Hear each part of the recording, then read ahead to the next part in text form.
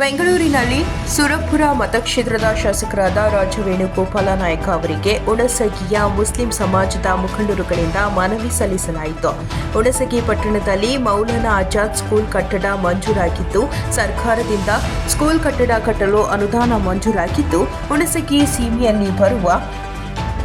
ನಿರ್ದೇಶಕರ ಹೆಸರಿನಲ್ಲಿ ಇದ್ದು, ಸಂಬಂಧಪಟ್ಟ ಅಧಿಕಾರಿಗಳಿಗೆ ಕೂಡಲೇ ಮೌಲಾನಾ ಆಜಾದ್ ಸ್ಕೂಲ್ ಕಟ್ಟಿಕೊಡಬೇಕೆಂದು ಬೆಂಗಳೂರಿನ ಶಾಸಕರ ಭವನದಲ್ಲಿ ಮನವಿ ಸಲ್ಲಿಸಲಾಯಿತು. ಈ ಸಂದರ್ಭದಲ್ಲಿ ಮುಸ್ಲಿಂ ಕಬ್ರಸ್ಥಾನ ಸುನ್ನಿ ವರ್ಕ್ ಬೋರ್ಡ್ ಕಮಿಟಿ ಅಧ್ಯಕ್ಷರಾದ ಸುಭಾನ್ ಅಲಿ ಡೆಕ್ಕನ, ಮೊಹಮ್ಮದ್ ಅಲಿ ಅವಲ್ದಾರ, ಖಾಜಾ ಪಾಟೇಲ ಬೆಲ್ವಾರ, ಪಟ್ಟಣ ಪಂಚಾಯಿತಿ ಸದಸ್ಯರಾದ ಕಸೀಂ ಸಾಬ್ ಚೌಧರಿ, ಪಟ್ಟಣ ಪಂಚಾಯಿತಿಯ ಸದಸ್ಯರಾದ ಕಸೀಂ ಸಾಬ ಟೋನಾರ, ಟಿಪ್ಪು ಸುಲ್ತಾನ್ ಸಂಘದ ಅಧ್ಯಕ್ಷ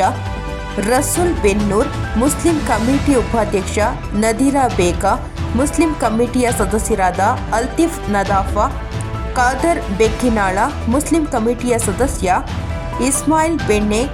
ಮುಸ್ಲಿಂ ಕಮಿಟಿಯ ಸದಸ್ಯರಾದ ನಬಿ ಪಟೇಲ್ ಯತ್ನೂರ್,